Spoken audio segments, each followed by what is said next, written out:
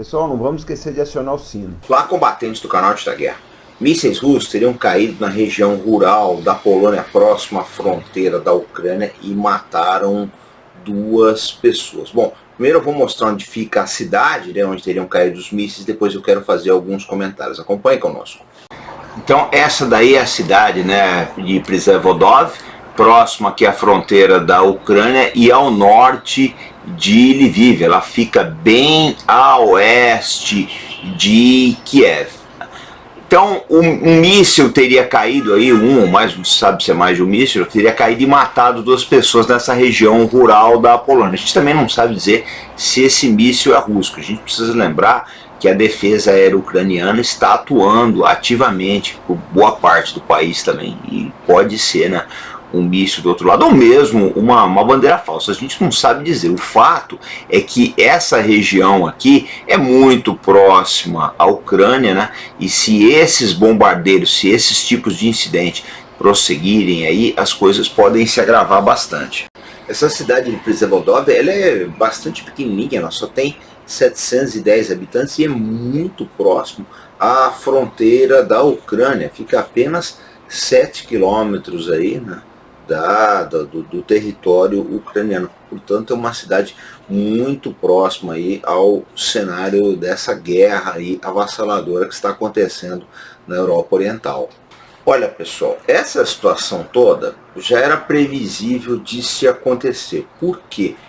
Porque a quantidade, né, de artefatos voando muito próximo aí às fronteiras da Ucrânia, né, fronteiras da Europa, ia acabar tendo um problema mais cedo ou mais tarde. Sempre acontece de um projeto se desviar, de ter uma falha ou o que quer que seja. E eu lembro também que essa cidade fica ao norte de Lviv, que é um alvo da Rússia, já foi atacado diversas vezes. Agora, tem um outro lado, né? A participação da Polônia é muito ativa nessa guerra, né?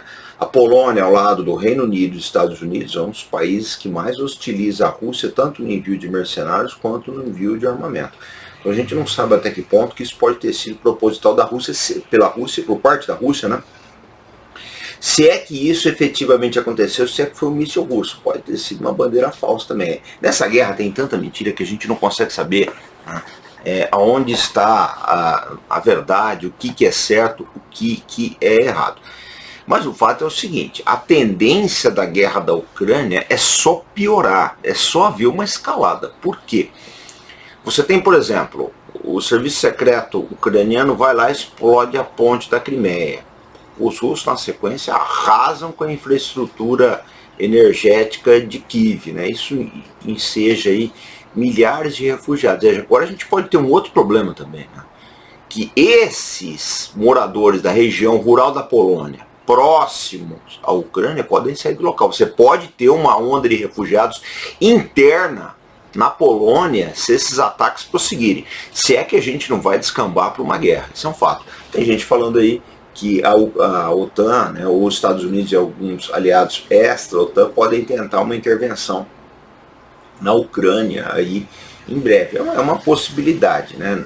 Eu acho que todas as cartas têm que ser colocadas nesse baralho insano que se tornou a guerra da Ucrânia. A gente não consegue ver um final nisso tudo. A vizinha Moldova também foi afetada aí, né, por apagões em virtude da interrupção da energia elétrica que vinha da Ucrânia. Então a gente começa a ver que essa guerra, na verdade, ela está se espraiando por boa parte da Europa Oriental. O primeiro-ministro da Polônia, o Mateusz Morawiecki, convocou o Conselho de Defesa, o Conselho de Segurança Nacional, né, com o ministro da Defesa e outras autoridades aí, para discutir a situação. Mas o fato é que há pouco que ele possa fazer efetivamente, a não ser que queira entrar em guerra, né, com a Rússia. Não sei se eles vão chegar a esse ponto. Mas é uma crise que está escalando e a gente não vê ninguém que consegue colocar aí, né, freio nesse negócio. Um país que tinha assim, uma capacidade grande de moderar esse assunto era a Turquia, mas o recente atentado que aconteceu essa semana aí, né, que matou várias pessoas, aí, um atentado por parte de militantes curdos que foram treinados pelos Estados Unidos, jogou aí bastante, deixou a Turquia já numa situação meio distanciada aí da OTAN, abriu um início de crise entre os dois países. Então é muito difícil saber onde essa situação vai terminar. Isso que aconteceu era previsível, tá? Com essa quantidade tão grande de mísseis, aeronaves, drones, etc., voando no espaço aéreo, né, a possibilidade de uma atravessar a fronteira aí era quase beirando os 100%. Demorou muito para acontecer, levou 9 meses de guerra aí para isso acontecer, mas agora vamos aguardar as consequências. Não há fim à vista para essa guerra, não há, eu acho que ninguém de bom senso consegue ver boas perspectivas, né? O fato é que se a Polônia tinha um discurso agressivo contra a Rússia, a tendência é que ele piore agora.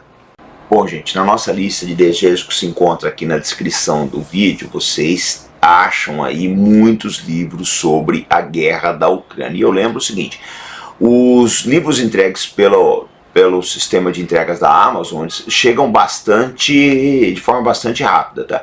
Mas se você é daquela geração que gosta mais de um livro em Kindle, você baixa na hora aí. Os preços são muito bons, né?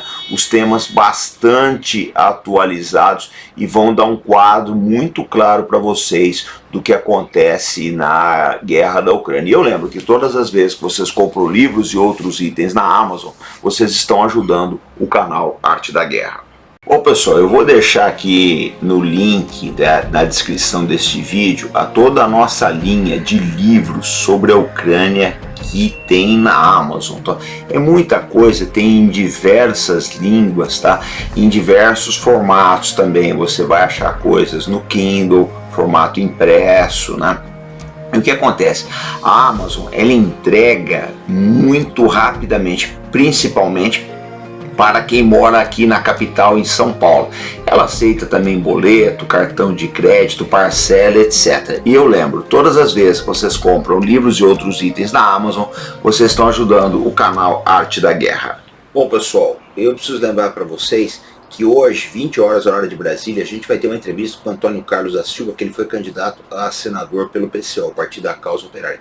E ele vai falar sobre as ambições do imperialismo / globalismo, né, pelo Brasil. Essa entrevista é muito importante porque o Antônio Carlos, além de ter sido candidato a senador, ele tem muita experiência na militância aí do Partido da Causa Operária, que é um partido que tem uma visão bastante crítica, né, do mundo em que nós vivemos. É aquele partido ainda que é raiz, tá, nas suas convicções. Então aguardo vocês às 20 horas, hora de Brasília, tá? A gente deve voltar aí se tiver novas notícias sobre esse ataque à Polônia, sempre com responsabilidade e compromisso. Fé no Brasil, pessoal. Até mais.